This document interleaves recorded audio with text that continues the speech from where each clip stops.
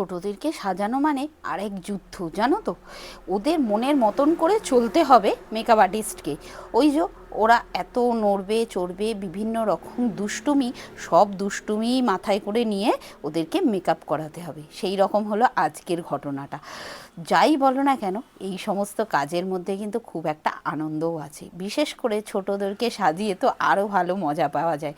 তো যাই হোক, একটা কথা মাথায় রাখবে, যেই কাজই তুমি করো না কেন সেই কাজটার ওপর তোমার ভালো লাগা, ভালোবাসা সব কিছুই একসাথে থাকতে হবে, তাই না?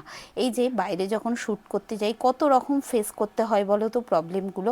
সব কিছু মানিয়েই একদিন কিন্তু আশা রাখি যে একদিন না একদিন সফলের মুখ আমরা দেখবই।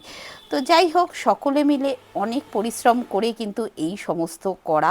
আর বুঝতেই পারছো, একটা বাচ্চাকে রেডি করা মানে সত্যিকারের এ তো আর এক ঘটনা।